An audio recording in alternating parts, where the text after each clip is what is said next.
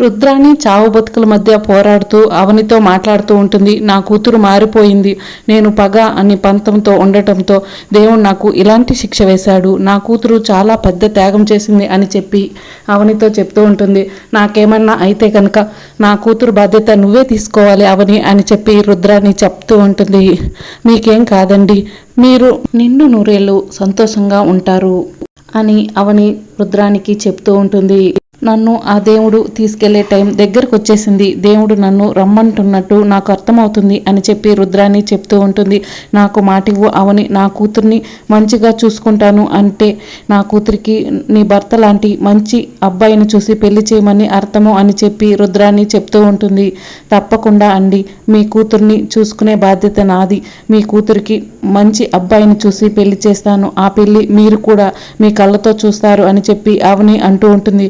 నాకు ఇంకా అలాంటి కోరికలు లేవు అవని అని చెప్పి రుద్రాణి చెప్తూ ఉంటుంది.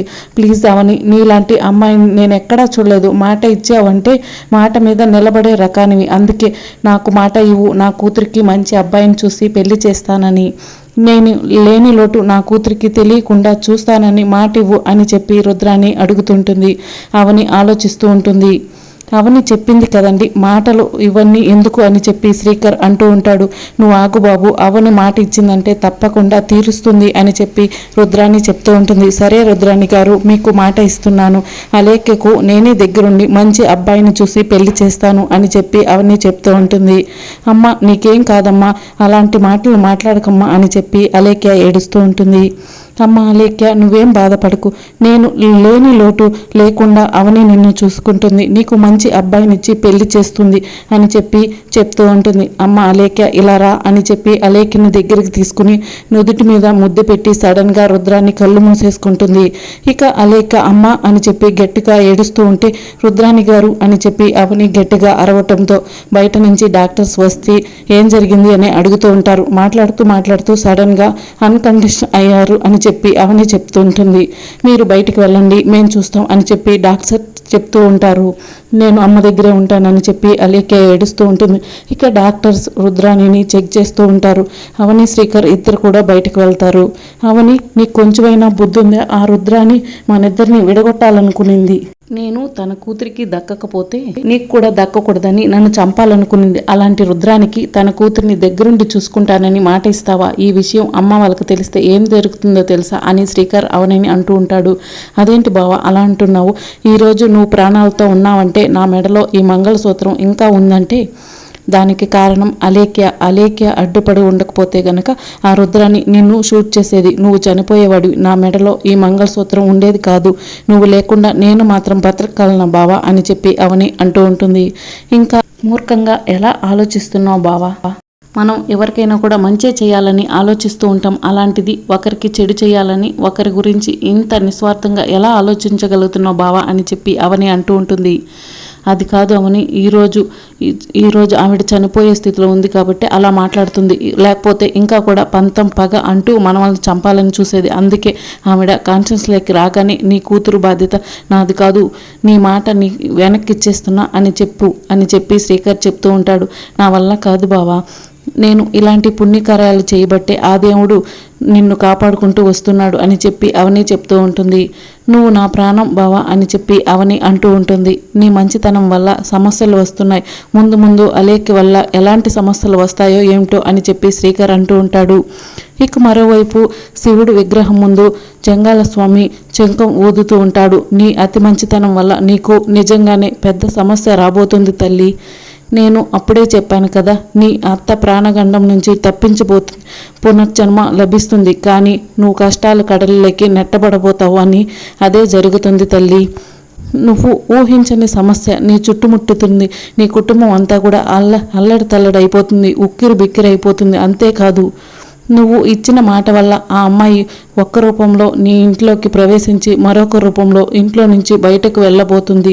ఈ లోపల మీ ఇంటి చుట్టూ ఎన్నో సమస్యలు రాబోతున్నాయి, నువ్వు కష్టాల కడల్లోకి నెట్టబడిపోతున్నావు అని చెప్పి జంగాల స్వామి అవని మొహాన్ని గుర్తు తెచ్చుకుని ఇదంతా చెప్తూ ఉంటాడు. ఓం నమ శివాయ, ఓం నమ శివాయ అంటూ జంగాల స్వామి మాయమవుతాడు. ఇక మరోవైపు రుద్రాని రూమ్లో నుంచి అలేఖ్య ఏడ్చుకుంటూ వస్తుంది. అలేఖ్యని చూసిన అవని, శ్రీకర్ ఇద్దరు కూడా, ఏమైంది అలేఖ్య, ఎందుకు ఏడుస్తున్నావు? మీ అమ్మ అలాంటి ప్రమాదం నుంచి బయటపడిందని చెప్పి, ఆపరేషన్ నుంచి సక్సెస్ అయిందని చాలా సంతోషపడాలి, ఎందుకు ఏడుస్తున్నావు అని చెప్పి అవని అడుగుతుంటుంది. ఇక అలేఖ్య అమ్మా అమ్మా అమ్మా అని చెప్పి ఏడుస్తూ ఉంటుంది. నేను ఇప్పుడే వెళ్ళి డాక్టర్ని కనుక్కొని వస్తాను ఉండండి అని చెప్పి అవని వెళ్తూ ఉంటే, అమ్మ కోమాలోకి వెళ్ళిపోయింది అని చెప్పి అలేఖ్య గట్టిగా ఏడుస్తూ ఉంటుంది. కోమాలో నుంచి ఎప్పుడు బయటకు వస్తుందో డాక్టర్ చేతుల్లో కూడా లేదంట అని చెప్పి అలేఖ్య చెప్పడంతో ఇక అవని, శ్రీకర్ ఇద్దరు కూడా షాక్ అవుతారు. నువ్వేం బాధపడకు, ఆపరేషన్ సక్సెస్ అయింది, ఇంకా నీతో మాట్లాడింది అంటే తొందరలోనే మీ అమ్మ కోమాలో నుంచి బయటకు వస్తుంది. నేను మీ అమ్మకు ఇచ్చిన మాట ప్రకారం మంచి అబ్బాయిని చూసి నీకు పెళ్లి చేస్తాను. ఆ శుభవార్త మీ అమ్మ చెవు పడగానే సంతోషంగా కోమాలో నుంచి బయటకు వస్తుంది. నువ్వేం బాధపడకో అలేఖ్య అని చెప్పి అవని చెప్తూ ఉంటుంది. ఇంకా మరోవైపు నిహారిక, లావణ్య, వసంత ముగ్గురు కూడా మాట్లాడుకుంటూ ఉంటారు. ఆ అవని పీడ వదిలిపోతుంది అనుకున్నాము, కానీ ఆ అలేఖ్య లాస్ట్లో ఇలాంటి ట్విస్ట్ ఇచ్చింది ఏంటి అని చెప్పి వసంత అంటూ ఉంటుంది. అవును, ఇప్పుడు ఆ అవని మళ్ళీ వచ్చిందనుకో మనపై ఒక కెరటంలా విరుచుకుపడుతుంది. అయినా ఈ ఇంటికి అత్తయ్య జాతకం కలిగిన కోడలు నువ్వు, అదృష్టం పడితే గిడితే నీకు పట్టాలి, కానీ ఒకదాని తర్వాత ఒకటి మరొకటిలా ఆవనికి అంతలా అదృష్టం పడుతుంది ఏంటి? నిహారిక, నీ జాతకంలో ఏదైనా దోషం ఉందేమో ఒక్కసారి చూపించుకోరాదు అని చెప్పి లావణ్య అంటూ ఉంటుంది. నాదే దొంగ జాతకం, ఇంకెవరికి చూపించాలని నిహారిక మనసులో అనుకుంటూ ఉంటుంది. ఇప్పుడు అవని వచ్చిందంటే ఒక ఉరుముల మెరుపుల ఎలా విరుచుకుపడుతుందని భయంగా ఉంది అని చెప్పి లావణ్య అంటూ ఉంటుంది. నువ్వు అవని గురించి మరి అంతలా చెప్పకు, నాకు భయమేస్తుంది అని చెప్పి వసంత అంటూ ఉంటుంది. ఇంతలో వేదవతి, ప్రసాదరావు వచ్చి హాల్లో కూర్చుంటారు. అవని, శ్రీకర్ ఇంకా రాలేదేంటండి? అయినా ఆ రుద్రాన్ని హాస్పిటల్లో జాయిన్ చేసి ఇంటికి రావచ్చు కదా అని చెప్పి వేదవతి అంటూ ఉంటుంది. అవును వేద అని చెప్పి ప్రసాదరావు అంటూ ఉంటాడు. మరోవైపు వేదవతికి ఊర్లో ఒకరు ఫోన్ చేసి, ఈరోజు మా ఇంట్లో బారసాల ఫంక్షన్ ఉంది, మీరు మర్చిపోయారా ఏంటి, రాలేదు అని చెప్పి అడుగుతుంటారు. అవునండి, నిజంగానే మర్చిపోయాను అని చెప్పి వేదవతి చెప్తూ ఉంటుంది. ప్లీజ్ అండి, ఈరోజు మా ఇంట్లో బారసాల ఫంక్షన్కి ఈరోజు రండి, మా బంధువులందరూ కూడా మీ గురించి అడుగుతున్నారు. అయినా మీకు బారసాల ఫంక్షన్ గురించి కరెక్ట్గా తెలిసి ఉండదు. మా అబ్బాయికి పుట్టిన అబ్బాయిని ఉయ్యాల్లో వేయటం కాదండి, మా వంశవృక్షాన్ని ఉయ్యాల్లో వేస్తున్నాం అని మరొక తరాన్ని చూస్తున్నాం. మా మొహంలో ఎంత సంతోషాలు, ఎంత ఆనందాలు ఉన్నాయో మీరు కూడా చూస్తారు. మీకు ఇంకా అదృష్టం కలగనందుకు చాలా బాధగా ఉంది. మా ఇంటికి తప్పకుండా ఫంక్షన్కి రండి అని చెప్పి వాళ్ళు అంటూ ఉంటారు.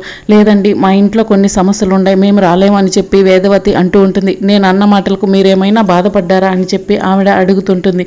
లేదండి, మేము నిజంగానే ఒక సమస్య ఉంది, దాని గురించి ఆలోచిస్తున్నాం అని వేదవతి అంటూ ఉంటుంది. సరే అండి, వాళ్ళు ఫోన్ కట్ చేస్తారు.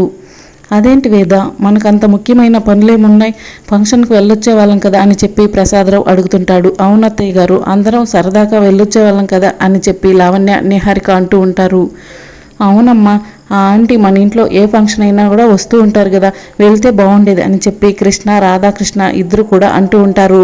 మనం వస్తుంటేనే వాళ్ళు పోతుంటారు అని వసంత చెప్తూ ఉంటుంది. అయినా నా కారణాలు నాకున్నాయి, మీకు చెప్పాల్సిన అవసరం లేదు అని చెప్పి వేదవతి అనటంతో, ఏంటమ్మా మాకు కూడా చెప్పనంత కారణాలు ఉన్నాయా అని చెప్పి కృష్ణ అంటూ ఉంటాడు.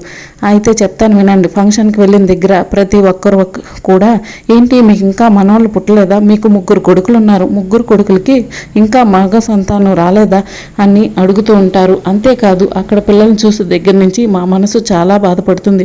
త్రిమూర్తుల్లాగా 3 కొడుకులు ఉన్నారు, ఒక్కరు కూడా మాకు మనవల సంతానం ఇవ్వలేదు అని చెప్పి వేదవతి అంటూ ఉంటుంది. నువ్వు ఆలోచించినట్టు నేను ఆలోచించలేదు వేద, ఆ ఫంక్షన్కి వెళ్తే సంతోషం కన్నా బాధ ఎక్కువ అని ప్రసాదరావు అంటూ ఉంటాడు. అవును, లావణ్యకేమో పిల్లలు పుట్టే అవకాశం లేదు, నిహారిక, కృష్ణను చూస్తుంటే ఆ విషయం గురించి ఆలోచించేలా లేరు. అవని, శ్రీకర్ గురించి చూస్తే అవని ఎప్పుడు కూడా నెత్తి మీద ఏదో ఒక సమస్య వేసుకుని తిరుగుతూ ఉంటుంది అని చెప్పి ప్రసాదరావు అంటూ ఉంటాడు. నేనేమో అల్లుడిని, నా కూతురికి పెళ్ళి ఆల్రెడీ అత్తారింటికి వెళ్ళిపోయింది, నా కూతురు ఈ ఇంటి వారసురాలు అవ్వదు కదా అని చెప్పి పెద్దిరాజు అంటూ ఉంటాడు. అమ్మ, ఎవరింట్లోనో బారసాల ఫంక్షన్ జరుగుతుంటే మా క్లాస్ పీకడం కరెక్ట్ కాదు అని చెప్పి కృష్ణ అంటూ ఉంటాడు. కొడుకులకు కోడళ్లకు ఇదే నా వార్నింగ్. ఎవరు ముందు ఈ ఇంటికి వారసులు ఇస్తారో అని ఎదురు చూస్తున్నాను. ఈ ఘట్టమనేని వంశానికి వారసులు ఏ కొడుకు ఇవ్వబోతున్నాడో, ఏ కోడలు ఇవ్వబోతుందో అని చెప్పి వేదవతి అంటూ ఉంటుంది. అప్పుడే ఇంటి ముందు కారు వచ్చి ఆగుతుంది. కారులో నుంచి అలేఖ్య, శ్రీకర్, అవని దిగుతారు. ఇక అలేఖ్య అంతకుముందు ఆ ఇంటికి వచ్చినప్పుడు అవనిని అవమానించిన విషయం అవన్నీ కూడా గుర్తు తెచ్చుకుంటూ ఉంటుంది. అక్క, ఇంతకుముందు నేను ఎంత పొగరుతో, ఎంత అహంకారంతో ఈ ఇంటికి వచ్చానో అదంతా కూడా నాకు గుర్తుకు వస్తుంది అని చెప్పి అలేఖ్య చెప్తూ ఉంటుంది. నన్ను నిజంగా నువ్వు మనస్ఫూర్తిగా క్షమించవక్క అని చెప్పి అలేఖ్య అడుగుతూ ఉంటుంది. నాకు మనసులో ఒకటి, బయట ఒకటి ఉండదు అలేఖ్య అని చెప్పి అవని చెప్తూ ఉంటుంది. ఈ రోజు నుంచి నీకు సుజాత అక్క ఎలాగో నువ్వు నాకు అలాగక్క, నన్ను క్షమించు అని చెప్పి అలేఖ్య అవని కాళ్ళ మీద పడుతుంది. ఏ అలేఖ్య, ఎందుకు ఇలాంటి పనులన్నీ చేస్తున్నావు అని చెప్పి అవని అంటూ ఉంటే, నీ కాళ్ళు పట్టుకోవడం కాదక్క, నీ కాళ్ళు కడిగి ఆ నీళ్లు నెత్తి మీద చల్లుకుంటే గనుక పుణ్యక్షేత్రాలు తిరిగినంత పుణ్యం దక్కుతుంది అని చెప్పి అలేఖ్య అంటూ ఉంటుంది. అలాంటి పిచ్చి మాటలు మాట్లాడుకో అలేఖ్య అని చెప్పి అవని చెప్తూ ఉంటుంది. అలేఖ్య, నువ్వు మారుంటే నీకే మంచిది, లేకపోతే ముందు ముందు నువ్వే చాలా చాలా ఇబ్బందులు పడతావని చెప్పి శ్రీకర్ అంటూ ఉంటాడు. శత్రుత్వం పోయి మిత్రుత్వం ఏర్పడిందంటే దైవ సంకల్పం ఏదో ఉండే ఉంటుంది. దేవుడు నీ చేత ఏదో పని చేపించాలని మనకి మిత్రుత్వం కలిపినట్టున్నాడు అని చెప్పి అవని చెప్తూ ఉంటుంది. ఇంకేమీ ఆలోచించకుండా ఇంట్లోకి వెళ్దాం పద అలేఖ్య అని అవని అనగానే ఇక అలేఖ్య, శ్రీకర్ అవనితో కలిసి లోపలికి వెళ్తూ ఉంటాడు. మరోవైపు జంగాల శివయ్య ముందు కూర్చుని, ఏంటయ్యా నీ లీలలో, తన భర్తతో 3 ముళ్ళ బంధం వద్దని చెప్పి 7 అడుగుల బంధం తెంచేయాలని చెప్పి అవని చేతనే ఆ అమ్మాయిని దూరం పెట్టించావు. మళ్ళీ అవని చేతులతోనే ఆ అమ్మాయిని ఇంట్లోకి వచ్చేలా చేశావు. ఆ అమ్మాయి ఇంట్లో అడుగు పెట్టడం వల్ల ఆ ఇంట్లో పెద్ద అగాధమే సంభవించబోతుంది. సాంప్రదాయాలకు నిలయమైన ఆ ఇల్లు అగాధాల్లో చిక్కుకోబోతుంది. ఆమె రాక ఆ ఇంటి రూపురేఖలను మార్చబోతుంది. బంధాలు, అందుబంధాల మధ్య అగ్ని పరీక్షలు సృష్టించబోతుంది. ఆ ఇంటి కథ ప్రతి ఇంట్లోనూ మాట్లాడుకునేలా చేయబోతుంది. ఓం నమ శివాయ, ఓం నమ శివాయ అని చెప్పి జంగాల శివయ్యతో మాట్లాడుతూ ఉంటాడు. మరోవైపు ప్రసాదరావు, మా తరం అయిపోయింది, మీ తరం వచ్చింది, మీ తరం నుంచి మీ పిల్లల తరం రావాలని కోరుకుంటున్నాము. తొందరలో మన ఇంట్లో మనవడో మనవరాలో తిరగాలని కోరుకుంటున్నాము అని చెప్పి ప్రసాదరావు చెప్తూ ఉంటాడు. అంటే ఈ ఇంట్లో మనవల సంతానం తొందరలోనే ఏ కొడుకు నుంచి రాబోతుందో అని చెప్పి పెద్దిరాజు అంటూ ఉంటాడు. అదే టైంకి అలేఖ్య, శ్రీకర్ ఇద్దరు గుమ్మం ముందు నిల్చుంటారు. ఇక అందరూ అలేఖ్యను చూసి షాక్ అవుతారు. ఇక అప్పుడే పెద్దిరాజు, ఇదేంటి వారసుల గురించి మాట్లాడుకుంటే వీళ్ళిద్దరు వచ్చి గుమ్మం ముందు నిల్చున్నారు అని చెప్పి అంటుంటారు. ఇక లావణ్య కూడా, అయినా అలేఖ్యతో శ్రీకర్ పెళ్లి చెడిపోయింది కదా, మళ్ళీ అలేఖ్య ఏంటి శ్రీకర్ పక్కనుంది అని చెప్పి అంటూ ఉంటుంది. ఇక నిహారిక మాత్రం పెళ్ళైన కొత్త జంటలాగా గుమ్మం ముందు ఎంత చక్కగా నిల్చున్నారో చూడు, ఇంకా ఏంటి అలానే నిల్చున్నారు, లోపలికి రండి అని నిహారిక అంటూ ఉంటుంది. అవని తొందరగా రా అని చెప్పి శ్రీకర్ అనడంతో అవని కారులో ఉన్న ఫోన్ తీసుకుని వచ్చి శ్రీకర్ పక్కన నిల్చుంటుంది. అది చూసిన పెద్దిరాజు, ఇద్దరు పిల్లల ముద్దుల మొగుళ్ళ ఎంత చక్కగా ఉన్నాడో అని అంటూ ఉంటాడు. పెద్దిరాజు, నువ్వు పిచ్చి పిచ్చిగా మాట్లాడుకో అని చెప్పి ప్రసాదరావు అంటూ ఉంటాడు. రా లేక లోపలికి వెళ్దాం అని అవని అనడంతో ఆగమ్మ అని చెప్పి వేదవతి అంటూ ఉంటుంది. మరి రాబోయే ఎపిసోడ్లో ఏం జరుగుతుందో తెలుసుకోవాలంటే ఛానల్ సబ్స్క్రైబ్ చేసుకుని సపోర్ట్ చేయడం మర్చిపోకండి.